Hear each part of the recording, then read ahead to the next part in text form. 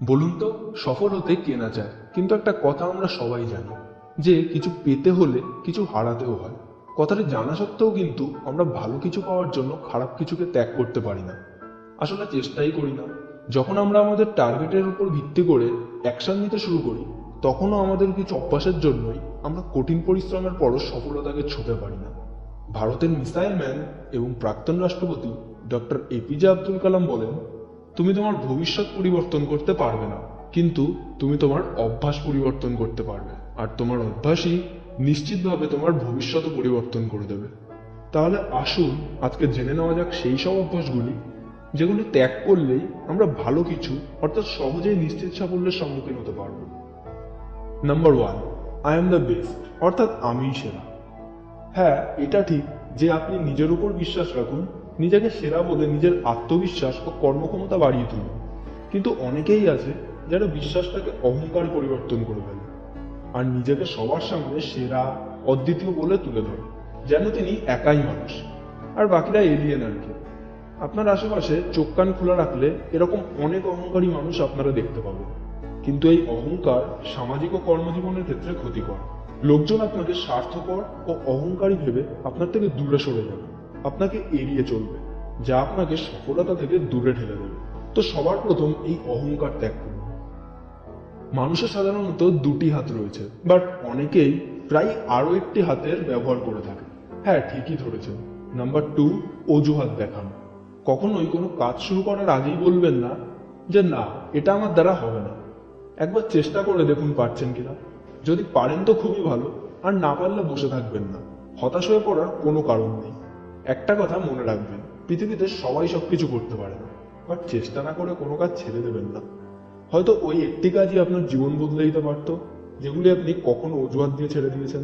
তাহলে আপনার সফলতার জন্য তৃতীয় হাতটি আজ থেকেই ত্যাগ করে ফেলুন। নাম্বার 3, ভবিষ্যৎ নিয়ে অত্যাধিক ভাবনা।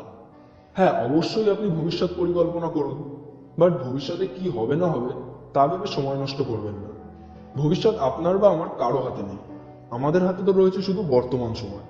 তাই ভবিষ্যতের চিন্তা করে সময় নষ্ট না করে ওই সময়টাকে কোনো ভালো কাজে ব্যবহার করুন, যাতে অবশ্যই আমাদের ভবিষ্যৎ সুন্দর হয়ে ওঠে।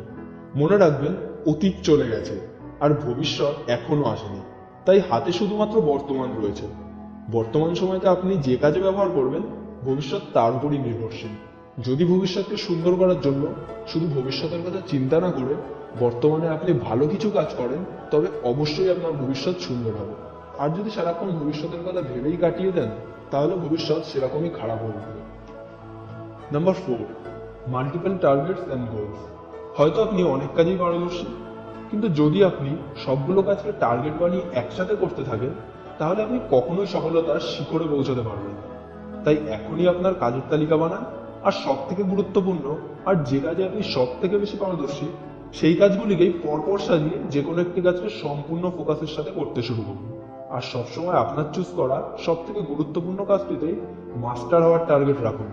এই অভ্যাসটি আপনাকে নিশ্চিতভাবে সাফল্যের শিখরে পৌঁছে দেবে। তো বন্ধুরা, আজকে আমরা সেই 4টি অভ্যাস আপনাদের সাথে শেয়ার করলাম, যে 4টি অভ্যাসকে ত্যাগ করলে আপনি নিশ্চিতভাবে সফলতাকে ছুঁতে পারবেন।